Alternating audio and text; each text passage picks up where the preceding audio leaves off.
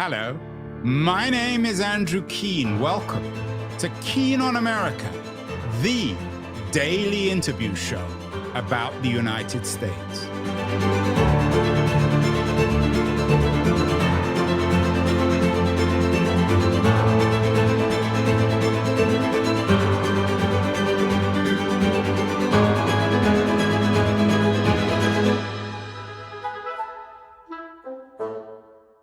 Hello, everybody. Last month, we did a show with the very talented New York Times journalist, Noam Scheiber, about what he calls an anti-capitalist mutiny, the rise and revolt of a college-educated working class, or they were a middle class, now they're becoming a working class. His new book is called Mutiny. And of course, that college-educated class used to have another name. They were once known as Yuppies, young urban professionals. And today we're talking Yuppies with my guest, who had a lovely feature in the New York Times, an essay called Speak Yuppie. Dylan Gottlieb, who teaches urban history at Bentley College in Boston, has a new book out. It's a Harvard University Press book, Yuppies, the bankers, lawyers, joggers, and gourmands who conquered New York. And Dylan is joining us, not from New York, but from Cambridge, a suburb of New York, isn't it, Dylan? Don't tell that to the folks here. They won't want to hear it. But yes, a suburb of Boston and more distantly, New York. So I'm not sure if you're familiar with the Scheiber book, but it's very much, I think, in your theme. Yours is a history of the Yuppies. You argue that the origins lie in the 80s. Is that fair? Where did the word first come from? Well, the word has this sort of resonance with Yippies, which, of course, are some of the iconographic late 60s radicals of the New Left. Jerry Rubin is the real signifier for them, right? So Yippie and Yuppie have this resonance with each other, but Yuppie isn't coined. The origins are a bit misty, but the late 70s, it comes into use first in Chicago in an alt-weekly paper to describe the ranks of new, young, highly educated people that are trickling into certain neighborhoods that have begun to gentrify in particularly the north side of Chicago.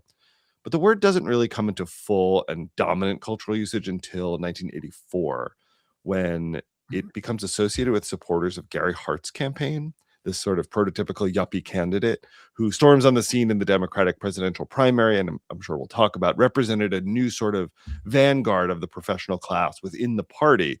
But more broadly, yuppie is used to anatomize this whole group of people who are appearing along the avenues of cities like New York or San Francisco, where you are. Again, highly educated, credentialed workers working in a certain range of white-collar occupations, particularly those related to finance, and forging new cultural and social lives in those cities, places that had been abandoned by the middle class for at least several decades to that point. Yeah, you describe them as packs of 20-somethings stalking the sidewalks of Manhattan in button-down shirts and vests embroidered with the name of an investment bank. Is there an element of disgust, Dylan, or envy in your work on Yuppies? Did you once get abused by a Yuppie? Oh, we're getting into the psychoanalytic material very quickly here. So those are the modern incarnations, and there is no small amount of personal relationship to this story, I'll say. You know, I was a TA and then a lecturer at Princeton, where I did my PhD. Yuppie fortress, isn't that? It's the mint for Yuppies. As I show in my book, it has specific origins, but by the time I was there in the 2010s, some of the most talented students in every seminar were headed off to investment banking. And it really puzzled me. Why were we harvesting this, maybe a third of the full graduating class every year, and taking them off to do this work in cities like New York? Why weren't they writing poetry? Why weren't they pursuing other, perhaps more socially productive ends with their wonderful education? You know the answer to that. I mean, it's the old Jesse James question of when somebody asked him why he robbed banks. He said, well, that's where the money is. I mean, who's going to go and work as a poet when you can go and work at JP Morgan? Well, sure. But you're right. The incentive structure changed historically to actually lure all of those people there. You know, what's interesting, and I discovered in my research, is that as recently as the mid 70s, under 5% of Ivy Leaguers are headed to Wall Street. It's actually not that attractive. Sure, you can make money, but it's not seen as the most desirable option. It's, the preserves of the waspy children who don't have other options or use their connections to get a job at the bank. But as we'll talk about, it becomes the most desirable option as Wall Street's deregulated. It changes the incentive structure. As you say, it makes it much more profitable. And it also demands this huge labor force to do the work of making putting finance at the center of the American economy. It takes these grunt workers, but it also takes changes in the political economy to draw them to Wall Street. And of course, when it comes to labor, one of the arguments behind Scheiber's book and his work is that AI is replacing those workers. So who was Dylan, or what were the Yuppies before the Yuppies? Where was the money in the 60s? I mean, for an ambitious kid coming out of Princeton or Harvard or Yale or Stanford, where did they go? That's a great question. I think that, first of all, the number of people emerging from those universities is much smaller. And demographically, it's a much narrower slice of America. It really is the province of waspy, Protestant elite young men who form the backbone, the overwhelming majority of those graduating from top schools. But that begins to change in the 1960s as those schools admit first white ethnic men, then increasingly white women, and then other members of minority groups who, through the rights movement of that era, find their way into those schools. So that's going to change. But also the nature of the employers is going to change. As you note, in the early mid-60s, it was very prestigious to go into management in the large Fordist corporation. If you went to Wharton undergrad at Penn, I found the recruiting statistics there. You'd head off to you'd train in accountancy, and then you'd head towards middle management at Ford, GM, Kodak, these large, stolid corporations that were the backbone of mid-century America with their clubby, all-male leadership. But that would begin to change in the 1970s and especially the 1980s as finance moves to the fore. So the most prestigious option changes, but also who's in the driver's seat of the American economy changes. So is this something, I mean, I don't know whether we should be simultaneously mourning and celebrating the rise of the Yuppie. On the one hand, and we'll talk more about this, they seem to epitomize this new neoliberal economy. These packs of 20-somethings, you talk about them, you have some wonderful ways of describing them there. The first members of the Sweatshop of the Meritocracy. So that's probably not very attractive, although they don't seem to be unhappy about doing it. No one's forcing them into this sweatshop. On the other hand, you have more diversity. You have people of different skin colors, sexualities, genders, blah, blah, blah, who are able now to enter the American meritocracy. So is it on the one hand and on the other when it comes to the benefits, the upside and downside of this rise of the Yuppie, Dylan? It's a complicated double movement that I think you alluded to really well there. So on the one hand, there is a democratization and a diversification of America's elite. Just simply put, demographically, like if you're a Jewish kid, you can make it into the very highest ranks of a law firm. If you're a Black woman, you may at least get into the entry level of an elite investment bank. That is new in American life, and it shouldn't be underestimated how important that is. But at the same time, as we see the small, halting, incomplete diversification of America's elite, we do see that top, say, 10% of earners pulling away in terms of their material fortunes from the rest of America, that they're quite actively plundering through those jobs. So it is a sort of double movement here, right? Democratization and diversification of an increasingly remote elite that is pulling away from the rest of America, that's suffering as a result of finance's rapacious attitude towards, say, the companies they're chopping up or merging or taking over. So democratization and distinction are sort of always happening in tension in this period. So you seem to suggest a strong degree of agency in this new Yuppie class. You say they're quite actively plundering. These are the new crusaders, are they? They know exactly what they're doing. They're stealing from the poor working class. Is that your argument? It's not that explicit. And let's remember, there are sort of offstage in my narrative, the plutocrats, the true 1% who are, let's say, the generals directing the armies of financialization. I'm not writing about them. We sort of know that we want to call it the Epstein class today. We understand their motivations, the way they profit from this story. What I want to write about and actually be sympathetic to are these grunt workers, the shock troops on the front lines who are being thrown over the top on the remaking of the American economy by those, sure, directing the action.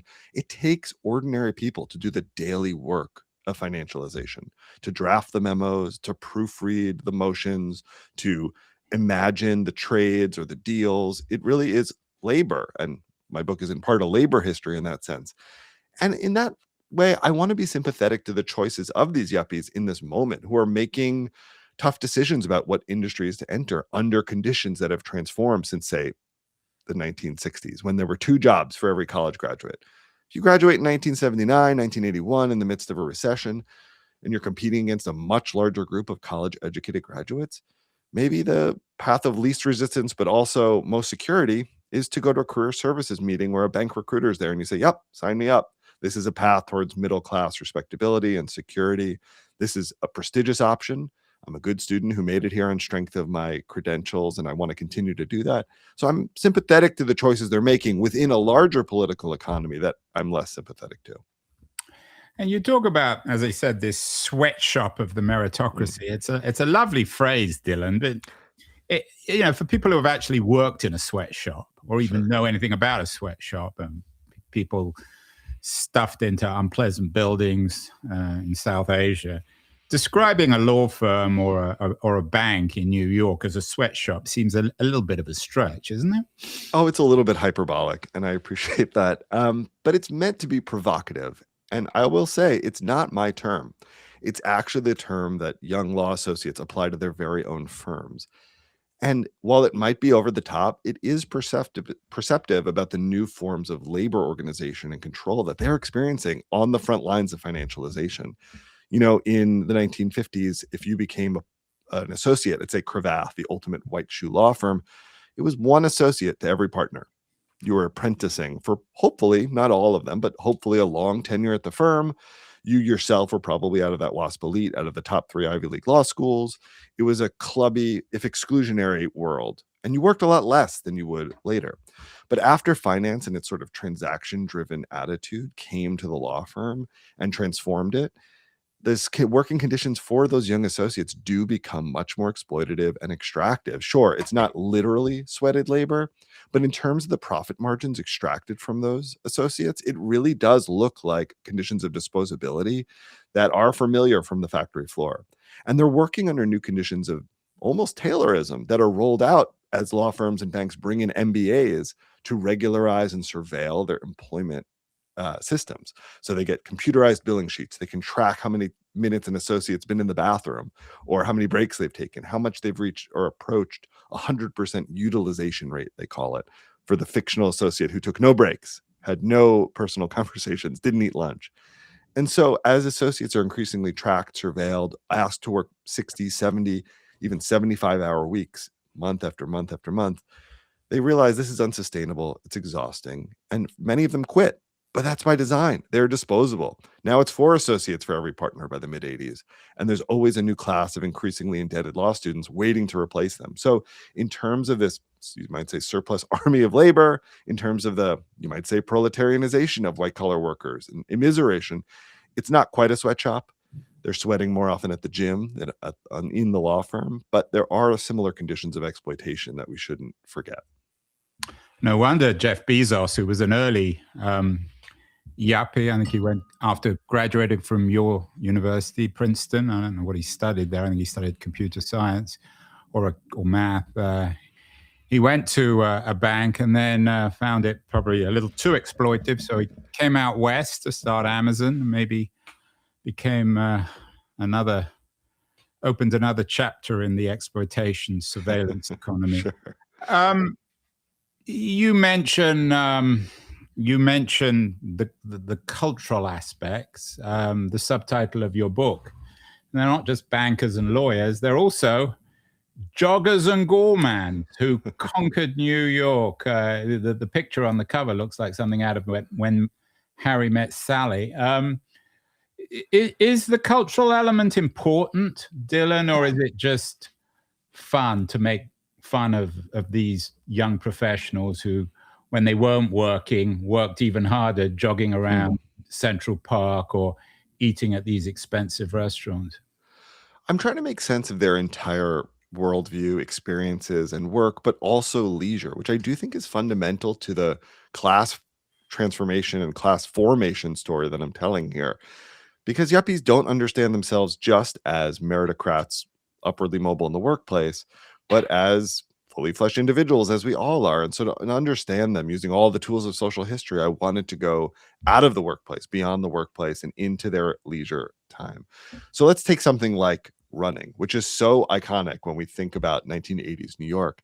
And indeed, it's actually a way the city markets itself to attract even more yuppies, is to take images of a race like the New York City Marathon, which is designed expressly to attract white-collar professionals, and beams them to millions of viewers around the world. This is a new vision for a city that quite recently had been in fiscal crisis, right? Jogging professionals moving through New York's 5 boroughs. But why do your yuppies actually take to running, and what's new about it? Well, in the 70s, late 60s, early 70s, running was jogging, right? That was the term we used, jogging. And for many, it's a countercultural practice. It's about getting in touch with your body, loosening up, being out in nature, maybe even barefoot. It's not competitive. But by the 1980s, the regimes of fitness change and align with the newly competitive world and the brinksmanship of the white collar workplace. And this to yuppies is just catnip, right? They, in my many interviews I did with folks who were members of track clubs in New York, they can still remember their finishing times on 5Ks from 30, 40 years ago. And that competitiveness, that sort of profit and loss mentality, the objectivity of finishers' times, the competitiveness of practicing 100-mile weeks for the marathon really fits with this idea that leisure has become a new form of work, a new venue to demonstrate your fitness at the very top of the hierarchy. You sit atop in New York, a way to explore the city, also a way, though, to form social ties. Many yuppies describe their running clubs as something akin to the suburban golf club for the mid-century professional, except now you're doing it out in Central Park Reservoir, making deals, meeting a potential spouse, doing the class formation activities that help you understand yourself as part of a new cohort in the city that with something in common. Yeah, class formation. Maybe we can come back to that. I'm a bit skeptical of that term. But you should talk. I'm not sure if you ever talked to him. You should talk to Nick Thompson, who's the publisher, the CEO of the Atlantic magazine. He just wrote a book on running, and he was or is the fastest man under 50 in the world, and he sort of seems to epitomize your jogger or runner who conquered New York, not just New York, but the world. What about the food side, the gourmand? I just saw a headline in The Nation, which is a review of Jay McInerney's Lost New York. There will always be the Odeon, which is very nice. I've been to that restaurant. It's very nice. I would certainly not turn down a meal there. Why is food alongside running so important? Well, in the popular imagination, food and certain food signifiers are the first thing people think of when they hear yuppie, right? Oh, brie, it's a yuppie food, or bottled water, specifically Pellegrino, right? Oh, of course, there's a yuppie food. And it's a joke. It's kind of risible, and I get that. But there's actually a real story going on here that speaks to the cultural manifestation of the new inequality that's opening up in the consumer market in the 1980s. So in this period, we see yuppies, particularly dual income couples or single income professionals with no kids. They're the only cohort that has an increasing level of disposable income.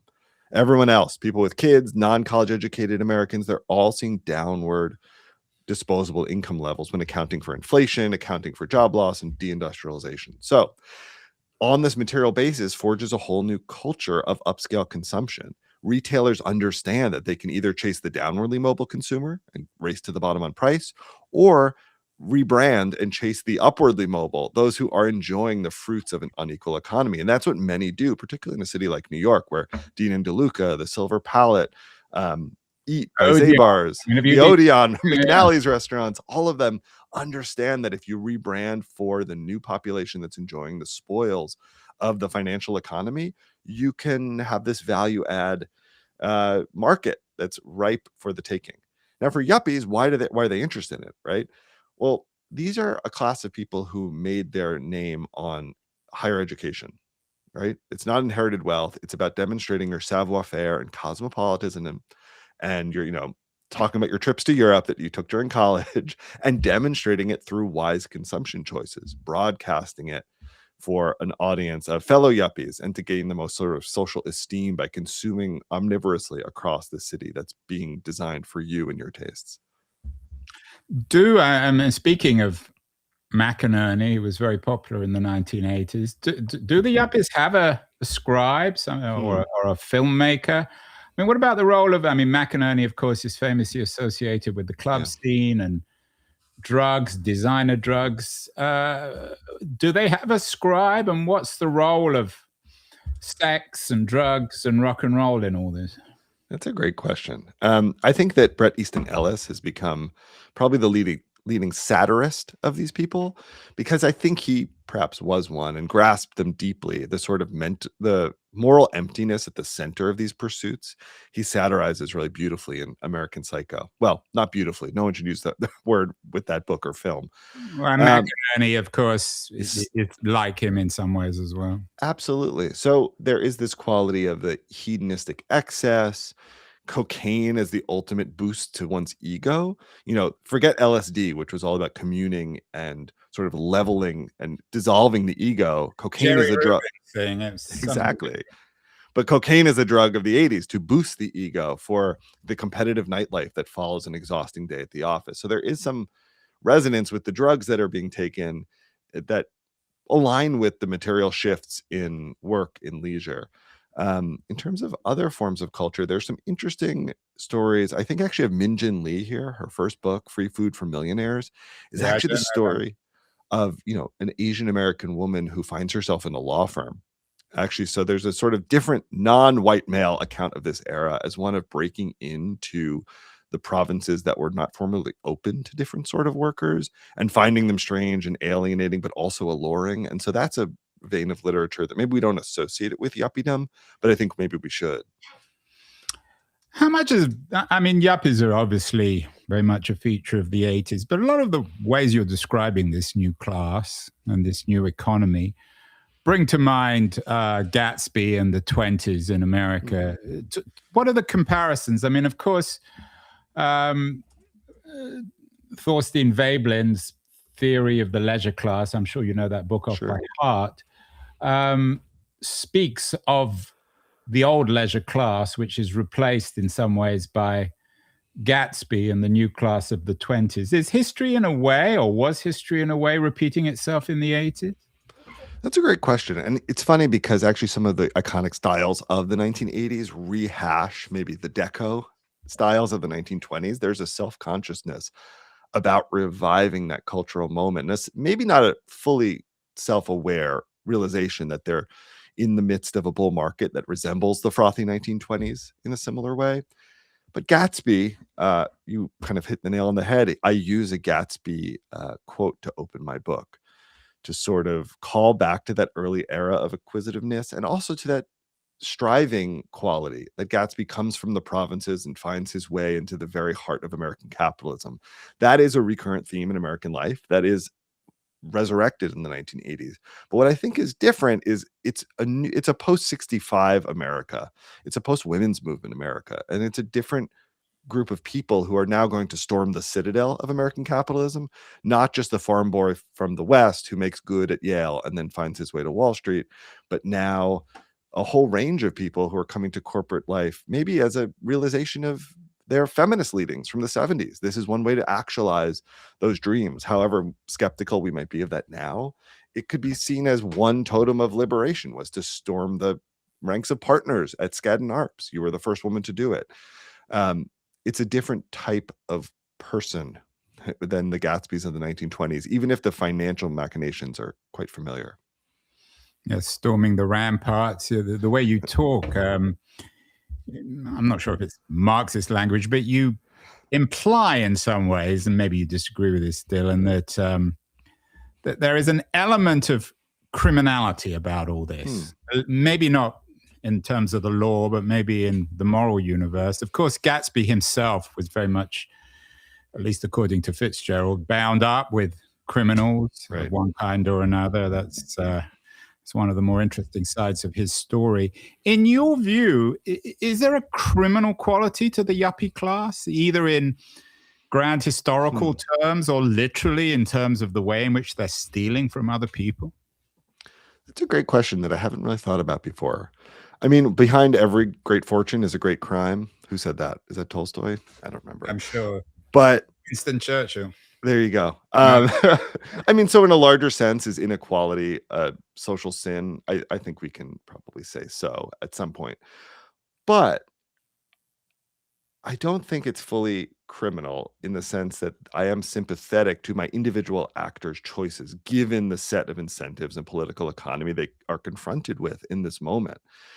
And I want to be sympathetic to the choices we all make when we leave college, desperate for a job, looking to make our way in the world.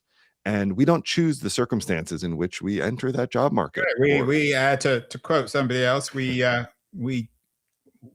make our own history, but not quite in the way we think we do. There you go. Carl, our old friend Carl. But he's not wrong there, right? So, but at the same time, we critique the systems, and maybe they are embodied in this class of people that arises.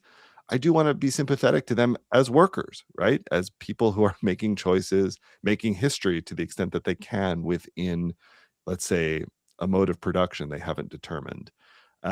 So sympathy and not condemnation, because so much of the literature in the 80s is about greed, capital G. We hear Gordon Gekko, we think of all of the people who are prosecuted, Ivan Boesky, on and on, at the end of the 80s as a sort of moral recompense for what's gone on. And I'm just not that interested in pointing fingers and calling it a den of thieves, as so many journalists were in the 80s. I'm more interested in, how is this a new sort of political economy, and how do people make choices within it? Not, are there criminals, Michael Milken, that we need to point a finger at and lay all the sins of the decade at his feet, but rather understand how we all let this happen and how our politicians encourage this mode of accumulation to run amok. Yeah, you've introduced the P word, politicians, politics. We haven't talked much. You mentioned Gary Hart earlier. We did a show a couple of days ago with a historian at Yale. I'm sure you know him, Ian Shapiro, who basically makes the argument it's the politicians who have screwed up since the 80s, and we can blame them for our current situation. And of course, in American terms, at least, the politician he begins his finger pointing at is Bill Clinton. In yuppie terms, Dylan, you begin in the 80s, but was the climax of yuppie politics the 90s of Clinton? That's a great question. In some ways, I'm telling a prehistory of the Clintonian Democrats who put the final nail in the coffin of New Deal era financial regulation. It's not Reagan, pivotally, who passes most of the things that deregulate the banks that lead to both enormous profits and enormous risk. It's actually Clinton. But it begins earlier. It does begin in Carter's administration, but accelerates in the Reagan years.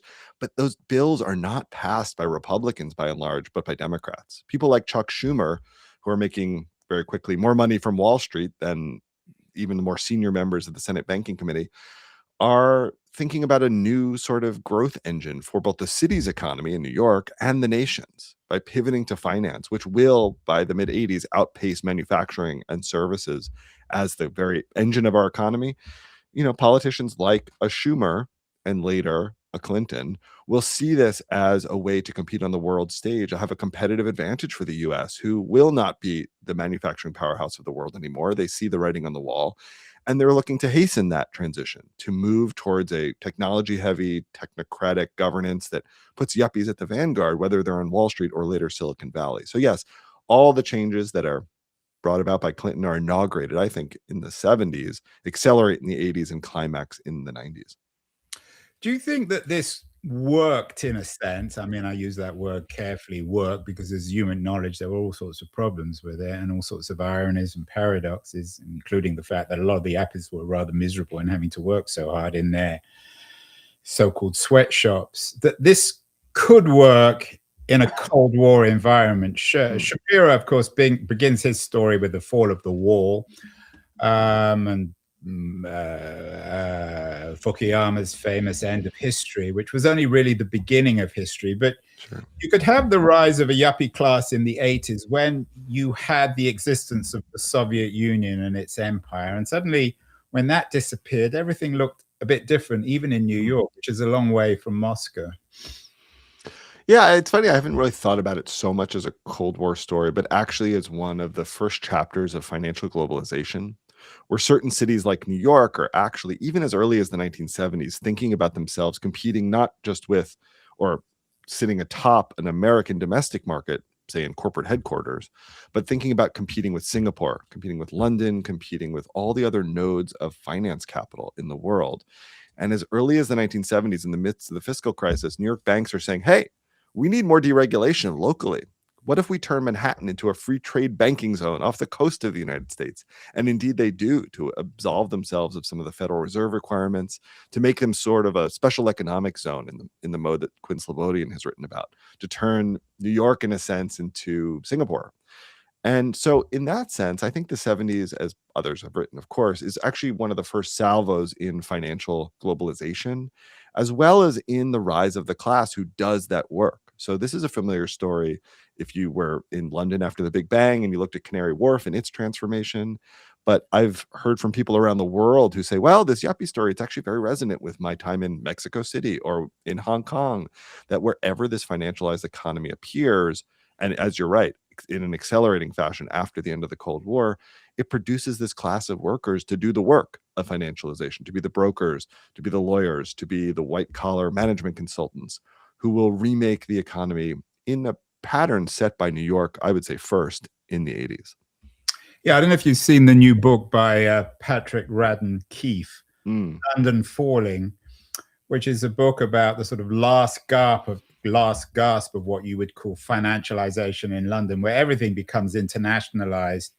And the city is, at least in his language, in his vision, is sort of invaded by Russian oligarchs. That didn't really, and before that, of course, it was money from the Middle East, Arab money, oil money.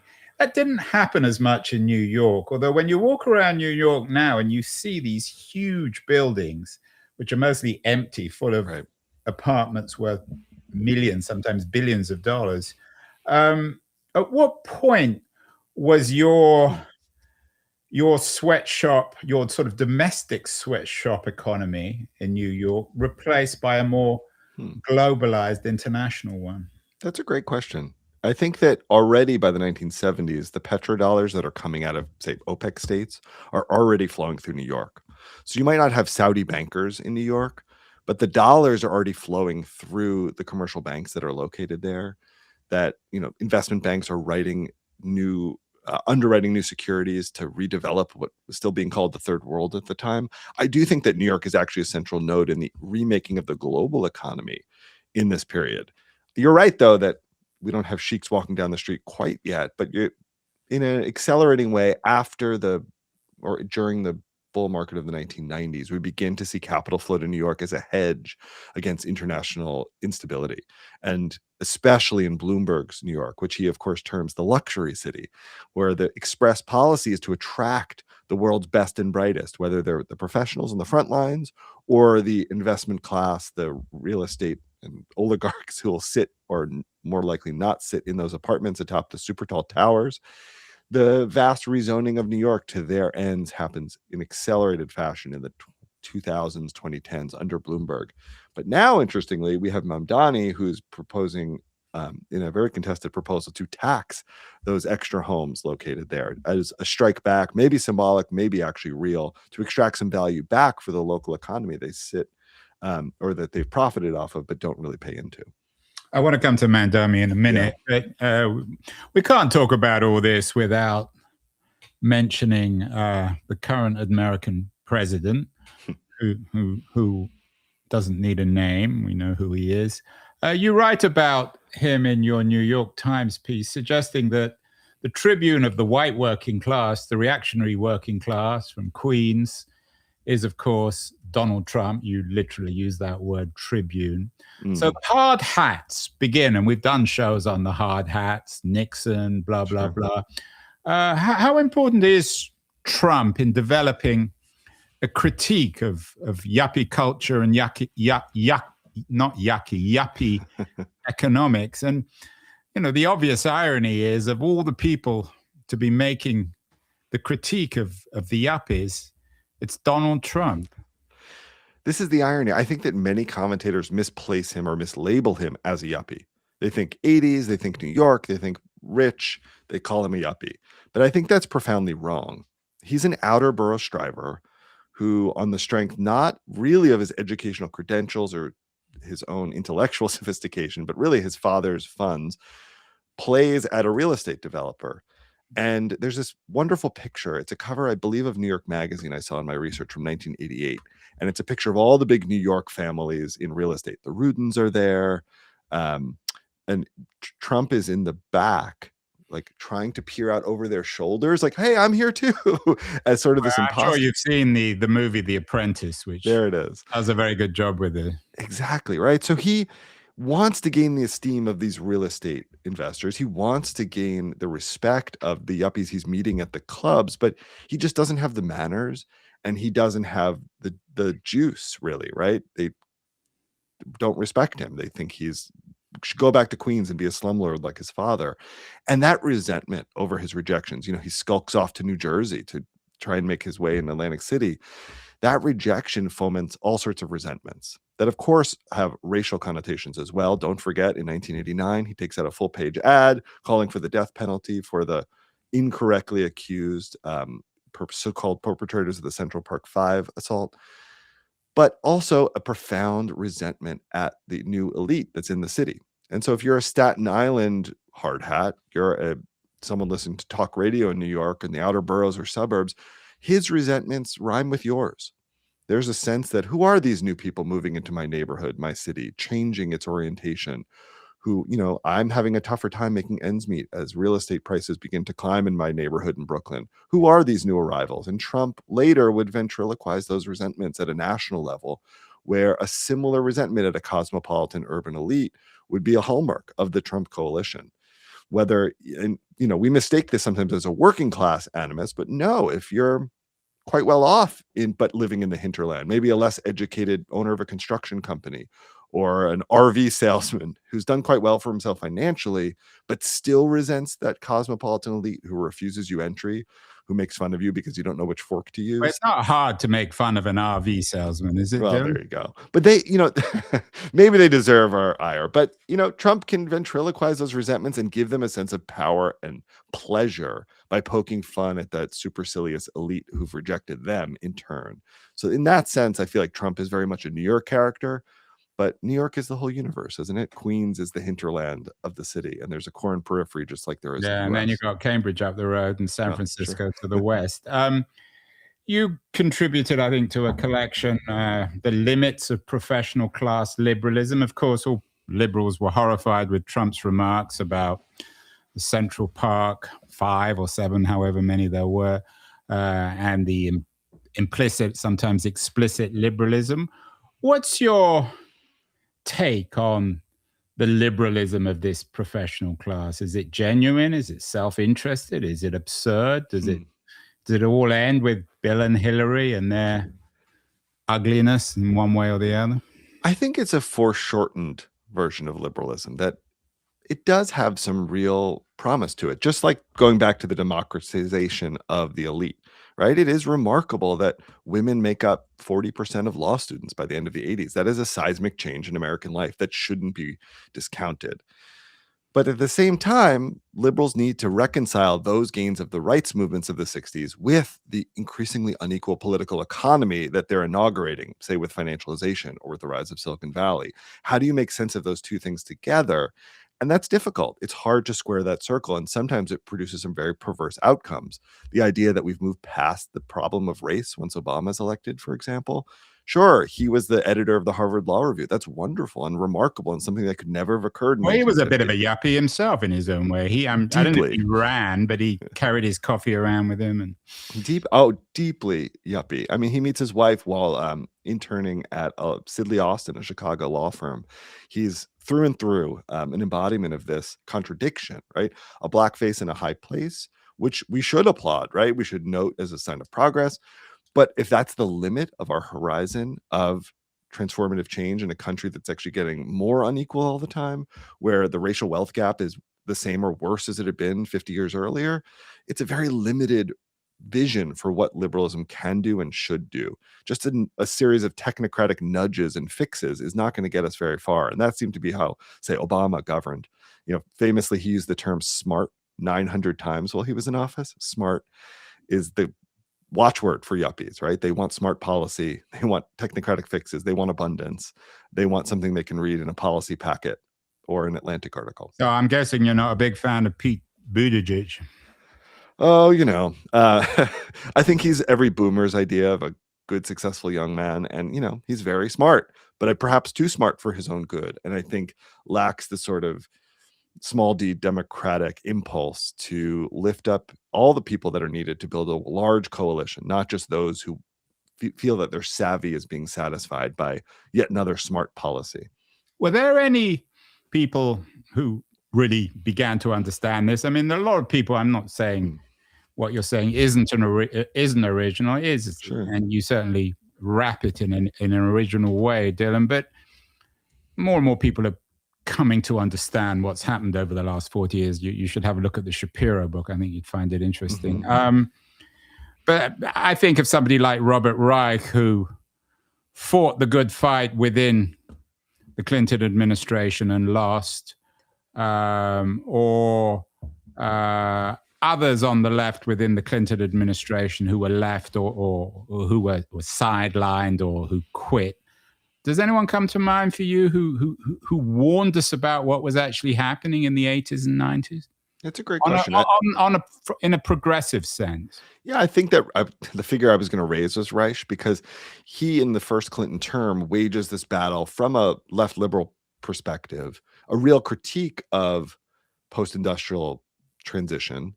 And he's fighting at all moments with Rubin, who's going to be the Secretary of the Treasury, comes out of investment banking and represents more of the yuppie impulse in financializing the economy.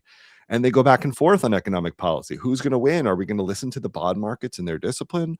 Or are we going to seriously think about what we do with all these blue-collar workers who are being left behind by the wrenching transition to a post-industrial economy? And, we know the answer, that Rubin wins. But there is, and we shouldn't discount, conflicting visions within the Clinton administration and even in the Biden administration, right? We see multiple strands of liberalism coexisting.